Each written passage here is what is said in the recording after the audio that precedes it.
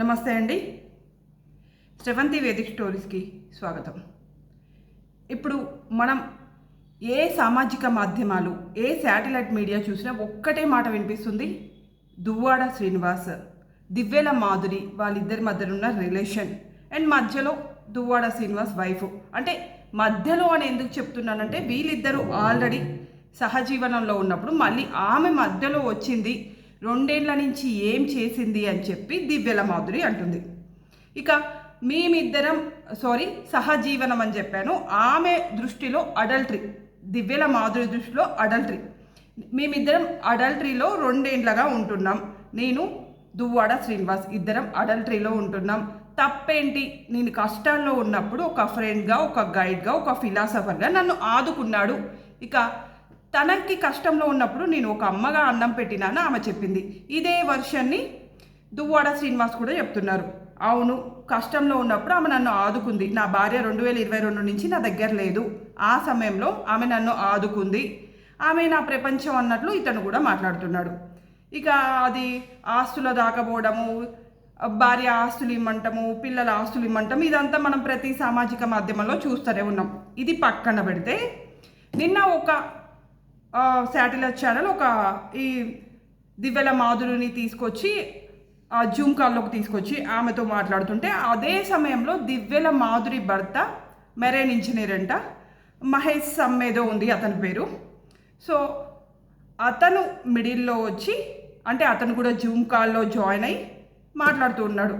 ఏంటి? మాధురి నా భార్య అంటే నాకు చాలా ఇష్టం ఉంది. నా మాధురి గురించి నాకు తెలుసు. నా మాధురి చాలా మంచిది. రాజకీయాల్లో ఎదగాలనుకుంటున్నప్పుడు చూసే వాళ్ళు ఓర్వలేక నా మాధురి పైన నిందలేస్తున్నారు అని అతడు చెప్పిండు. ఓకే, ఆ వర్షన్ నీ భార్య, నీ మాధురి, నీ ఇష్టం, ఏమన్నా చేసుకో, అది మీ ఫ్యామిలీ మ్యాటర్. బట్ అక్కడ ఒక్క మాట అన్నాడు, దాని గురించి ఈ ఛానల్లో చెప్పాల్సి వచ్చింది. యాక్చువల్గా అసలు దీని గురించి మాట్లాడొద్దు, కానీ అతడు ఏం చెప్పిండు అంటే, నేను రాముణ్ణి కాదు నా మాధురి పైన నింద వేయడానికి, నా మాధురిని అనుమానించడానికి అని చెప్పిండు. అన్న, అసలు రాముడు ఎందుకు సీతని అనుమానించిండు అనేది నీకు తెలుసా? తెలీదు. లోక కళ్యాణం కోసం జరిగిన విషయాల్ని, ఒక రిలీజియన్కి సంబంధించిన విషయాన్ని నీ ఫ్యామిలీ మ్యాటర్లోకి మధ్యలోకి ఎందుకు తీసుకొని వచ్చినావు? అసలు నీకు సంబంధమే లేని విషయాన్ని నువ్వెందుకు మధ్యలో పట్టుకొని వచ్చినావు?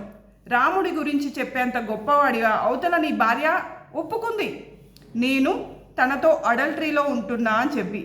ఇప్పుడు నువ్వు ఈ వర్డ్ తీసుకురావడంలో మీనింగ్ ఏంది? అసలు ఒక మతాన్ని రెచ్చగొట్టినావు తెలుసా ఇండైరెక్ట్గా నువ్వు. సో ఆమె డైరెక్ట్గా నేను అడల్టరీలో ఉంటున్నా అన్నప్పుడు నువ్వు గొప్పోడివి అన్నా, ఒప్పుకుంటా, నువ్వు గొప్పోడివి, నీ భార్య మీద నిందయ్యవు. ఎవరేమన్నా, నీ భార్య డైరెక్ట్గా నేను అడల్టరీలో ఉంటున్నా 2 ఏళ్ల నుంచి అతనితో. అడల్టరీ, దీనికి ఇల్లీగల్ రిలేషన్షిప్ అనేది అంటగట్టకండి, జస్ట్ అడల్టరీ అన్నది. బట్ అడల్టరీ అంటే మీనింగ్ అయితే నాకు తెలిసినంత వరకు అయితే లివింగ్ రిలేషన్.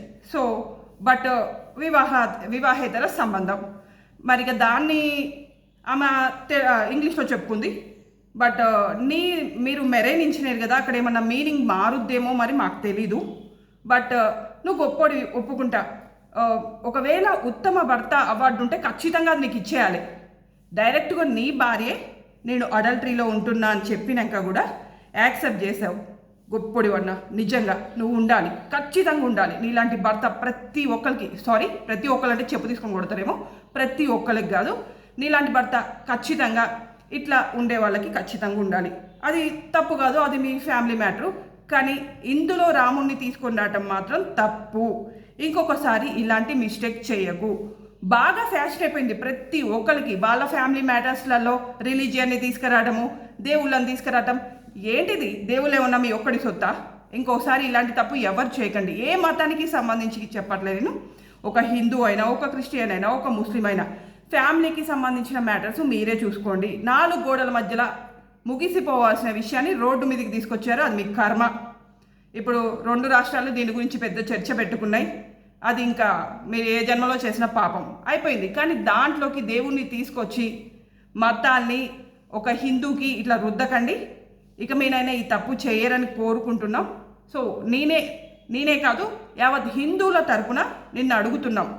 ప్రతి ఒక్క జర్నలిస్ట్, ప్రతి ఒక్క విలేకరు నిన్ను అడుగుతున్నారు. యావత్ హిందువుల తరపున ఇంకోసారి ఇలాంటి తప్పు చేయకన్నా ఇప్పటిదాకా చేసింది కూడా వీలైతే వెనక్కి తీసుకో, నేను అన్నది తప్పు అని వెనక్కి తీసుకో, అప్పుడు మంచిది. లేకపోతే గొడవలు అయ్యే ప్రమాదం కూడా ఉంటుంది. Okay, thank you.